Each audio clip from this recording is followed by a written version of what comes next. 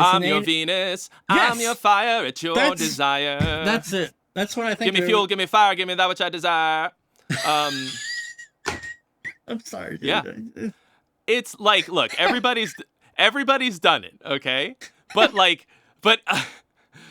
that's just one example of something that we like that I can help you skip that whole stage, you know? Oh man. Like, look. I just can't. I'm sorry. Now I just hear James Hetfield in my. Yeah. Give me fuel. Give me fire. Give me that which I desire. Connection before until just now. All right. Conflict time. Why should we listen to you, Trey? Are you the king in the mountain of the lyrics? What's the deal? I'm not the king of the mountain. I'm just the bringer of fire. I'm Prometheus here. I'm just bringing the message to the people, the knowledge. So don't shoot the messenger. It's not even really so much my opinions as me just taking a look at how it is and summing it up for you, as well as putting in the time and the effort and the energy and the research to figure out how to do it if this is something that you want to do. And I also have reasons for why I think you should want to do it and why you should care about it more than you do. But that's only because I want you to be successful. I want you to be a successful musician that is popular, if that's what you're going for, or at the very least, to be able to express yourself in a way that you're going to care a lot about. You're going to write songs that you care so much about that are not just great, objectively great, but also that you're going to want to listen to all the time and be very proud of. So once again, I mean, it's like, and we started the video off like that on purpose because I know people, you know, because like music is subjective, Trey. It's my truth or whatever other phrase you want to use. So the idea that there are rules and structures and things you have to follow, it's just already inconceivable. Inconceivable! I find it fascinating that people are missing the boat of what you're trying to do. But I guess what you just tried to say there is like, okay, if you want to go beyond just bedroom G chords, now it's a job. Now is that what you're trying to get at? I mean, it's always work, but what's going to get you to do the work and make it worth your time and get you inspired and excited about it is if you know that you're working towards something that's going to be worth it. You know, like if you don't believe that the song in the end is going to be awesome, then why would you put in the time and energy and effort? Why would you, like, it takes so much work to finish a song. It's easy to start because, you know, you write a riff or a cool idea, a cool line or whatever, you get excited, and then you hit a point where you run out of steam, right? You just go like, okay, I don't know what to do next. And that's where the work part starts. That's where I come in, okay? I have a few things that I do at that moment because I've recognized this over, I mean, basically 27 years I've been writing songs. And it was all garbage in the beginning, and it probably will be for you too if you haven't really written much. But they don't know what the next step is to do with this thing that they've got. They got the tiger by the tail, right? You get you get excited, you get some inspiration, and then you don't know where to go. You don't know the next step. So I've developed a bunch of methods that will show you what to do with that when you hit that moment. And I think that everybody in the beginning goes through a lot of the same thing. Some people just have the sauce and they just know what to do. They know how to write. They can encapsulate everything they're trying to say, and they never run out of inspiration or drive or anything. I have never met someone like that, really, as far as I know. And even if I have, like, fuck those guys. Like, they're not you. Yeah. If you're watching this, you can't learn from someone who has natural talent. That's something I learned. Exactly. I learned that years ago. Like, hey man, someone's a really good guitar player. Dude, how do you doing that? I don't know, just fucking like, thanks, man. Yeah, those are great people to watch and listen to, but not to learn from. I don't really have a lot of natural inborn talent. I have a little bit, and then I have just absolutely hacked away at it over and over again, relentlessly, for more than half of my life. It's not going to take you that long, especially if you're learning from people who know how to teach it well and have those answers, which is like why I put together this course, is because I was like, how can I help people not have to go through all of that to learn it the hard way? Because you do want to learn things the hard way, but you can start at a much higher level and go from there. You could be learning the finer points the hard way through trial and error, which is the way that you learn. That's the entire process. That's the artistic process, trial and error. You can learn from other people's trial and error, Right. and know that this is not going to work, this is not going to work, or just cool things to try once you hit that point. Here's an interesting thing I wanted to bring to you. So for me as a musician, I connect to actually music. I need to feel and get the emotional response from the song. Like if I get the goosebumps and I can like start being transported, having an experience in my mind based on the music, that's what I'm looking for. I never cared about vocals. I never cared about lyrics. I don't connect to words. However, watching your content and understanding what you're doing, I'm more and more understanding like, oh shit, yeah, vocals. I kind of need those. How to vocal, Trey. How to, for a guy like, I like classical music because you can go on the journey in your head with the music. The music tells the story. But on your lyrics page, you made a really good point. People don't remember the riff, they remember the words. Well, first of all, I also love classical music. I love instrumental music. One of my top 5 albums ever is Liquid Tension Experiment. To me, instrumental music is amazing if it's done well. It's not like if you don't care about words and lyrics at all, that you should just like abandon your music writing to focus entirely on writing lyrics or anything like that. But most people who aren't musicians connect through the words, not necessarily just to the words, because if it was just that, then we'd only be writing poetry or books or something, right? Like they'd just be reading the words and that would be enough. But it's not that. Lyrics are just the words that we sing to music. People who are listening, they don't separate out the words, the melodies, the phrasing and rhythm at all. Like there's no separation. When I listen to somebody singing, I can hear that there are words that you could write down, that you could just say out loud, hit me baby one more time. Like you could say it. That's not lyrics anymore, right? And I can hear that there's a melody that you could sing or play on an instrument. Da, da, da, da, da, da, da. Why did I pick that example? That was the first thing that came to my head. But the funny thing that you just said, though, when you did the Britney Spears song, I heard the melody in my head. Of course you did. Because in your mind, they're inseparable. And that's what we're trying to do. We're delivering something they're inseparable. They're different things, different aspects of the same thing, but we're delivering them as one complete unit. One of the things you beat the shit out of Kenneth with a lot, the gong, in case you have no idea what that is, are people with what you would call like the lazy vocal lines. And in death metal, one of the best, in black metal too, one of the best ways to break up, like if you got a blast beat and you're just tremolo ripping, well, what you're just proving to me now is with the vocal line does not have to follow 1 and 2 and 3 and 4 and 1 and 2 and 3 and 4, and it can be 1 and 2, 4 and. Or you break up the rhythm pattern of the vocal to make it interesting. Because you've done on the live stream and for the songwriting contest, you've mentioned that plenty of times. Like, don't follow the guitar riff every single time. Yeah, it's not like you can never do it. You should not never do anything. But most of the time, that sounds terrible. And also, you have to treat it as if it's a separate thing, a different rhythmic element, and like that it has its own unique phrasing. And that's something that people miss a lot. Because in metal, I mean, we're here, 2 metalheads, mostly metal audience. Okay, I love metal. I listen to mostly metal, but amateur metal more than anything else, the vocals are an afterthought, and that sucks. Like, that's worse to me, almost worse than making instrumental riff salad boring nothingness. To just be like, well, we gotta have vocals, so just, what we got? Hey, Steve, Write about your divorce. It's weak. And like the rest of the world who are not musicians views it as the most important thing. It's number one in their mind.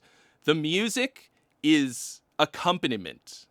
Right. And that's something as a musician, writing for myself, I always would just like, yeah, fuck that. Yeah, you get metal dudes writing songs, but what they've written is like something that you would hear in a band, but they just don't have a vocal. That's a backing track. If you're making instrumental music, listen to like Mahavishnu Orchestra or Liquid Tension Experiment or like it's not Lamb of God without Randy. Nobody cares about that. Nobody would listen to that unless you're a guitar player. That's gear demo music, which is good for gear demos. That like, well, how come nobody wants to listen to our band? We got sick riffs, bro. I always go back to Corpse Grinder. Cannibal Corpse, just like Cannibal Corpse. Every time you get a Cannibal Corpse record, you're not going to get a new jazz quartet. You're just like, this is what it's going to be, and it's going to be fucking awesome. And it is.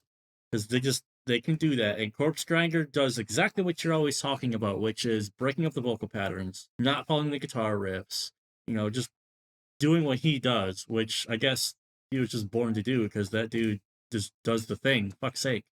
I still think that Cannibal Corpse is the scariest music that exists. But it's not just that. Like, it's not just that they're all good at making the noises that they make, right?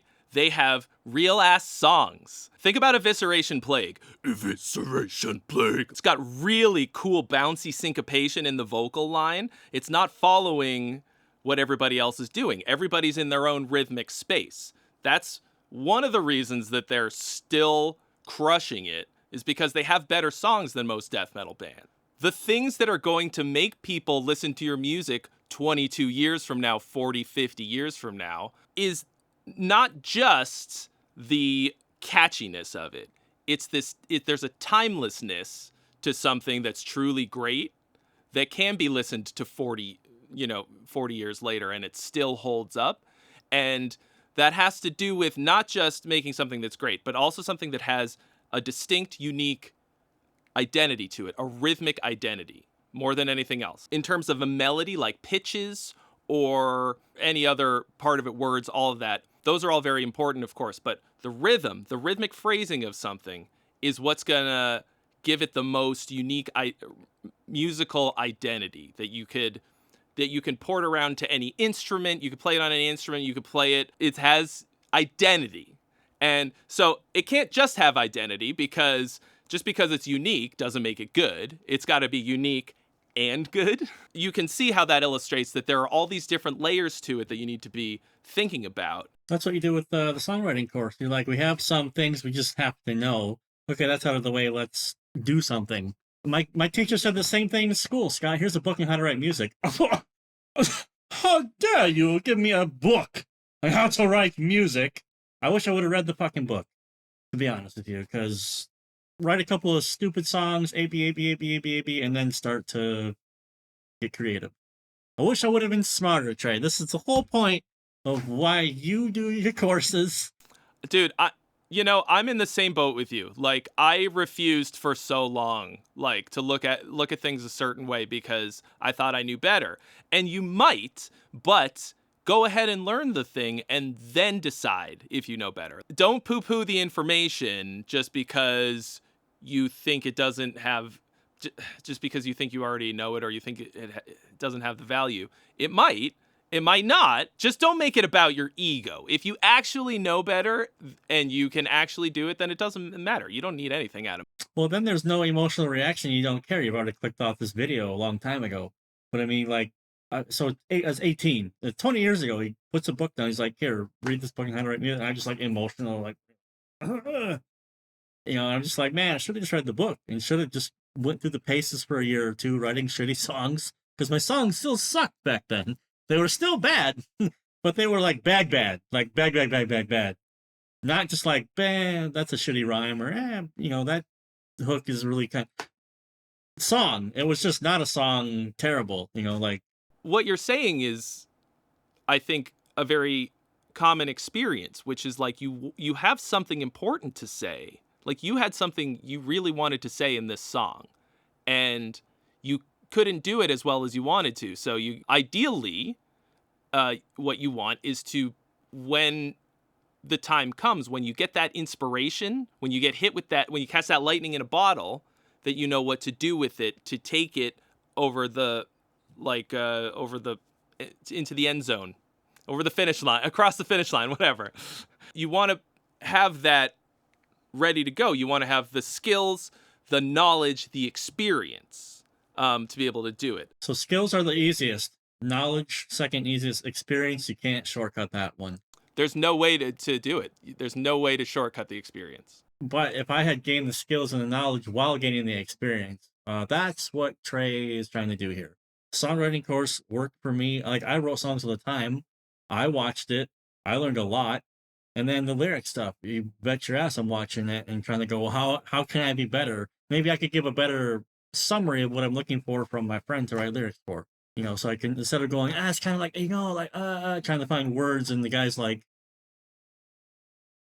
I think people think of lyrics as being hard to write because they're trying to write lyrics. They're trying to start off writing like flowery sounding, poetic things right away. And instead of doing the Trey method, which is the best way, I think, to start, of course, which is to just write down a bunch of stuff that isn't lyrics. Lyrics are hard. Lyrics are really hard to write awesome lyrics, okay? But it's easy to write just a few sentences about what you're trying to say. It's easy to write a bunch of words that are related to the topic. And once you've done that, then you're going to be able to start writing lyrics, because you have to know what it is that you're trying to say. You have to write it in a way that that just makes regular old sense, just literally like you're writing an essay. And then you just need ammunition. And ammunition are the words, like imagery words that are related to your topic, like a lot of really good, juicy words. And then you need to put them into phrases, what I call golden phrases, like the phrases that say way, way more than just two words put together, right? They're powerful phrases. There's salvation, suicide is like one of my favorites. Okay. Like fucking dark. You put those two words together and you're going like, fuck, like that's insane. It's not about being popular. It's about connecting with people. You can relate to people instantly. You can hear a phrase and just be like, yeah, like I feel the shit out of that. And then you've made an instant connection. If you feel those words and everything about it and you're singing it, you could be the lead singer of the band. You could feel it just as much because you've connected across space and time with people. And music does that. But music, like we discussed, music plus lyrics, like music plus words, lyrics is what connects you to a much bigger pool of people more quickly and easily and more clearly. It's going to be good. I mean, people link down below or land the plane here, I think.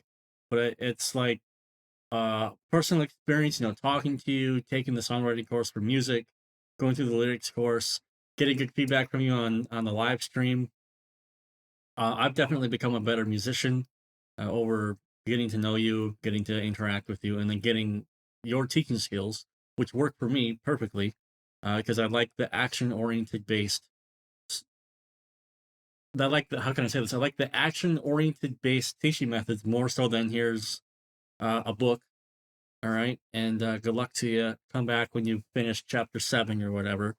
So I think your approach makes a lot more sense in the modern era, because here's a thing, practice it. Here's a thing, practice it.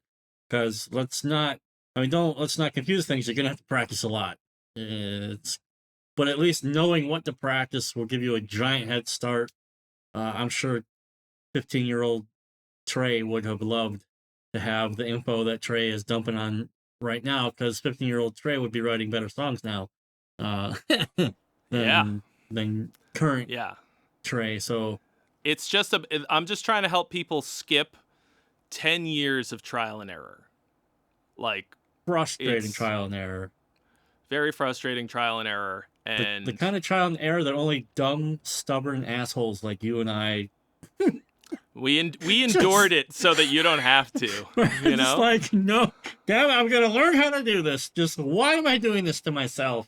Yeah. Ah! You just want to spend that on something that's more worthwhile. You know, Yeah. you're still going to do that. The trial and error and frustration is there, but you could be spending it at a much higher level on something that's going to be a lot cooler. Well, you'll know why you're frustrated. We didn't know why we didn't know why it wasn't working in the beginning, because Yeah. YouTube wasn't a thing. People weren't willingly just coming out and saying, by the way, or you went to Berkeley, which I did not, right?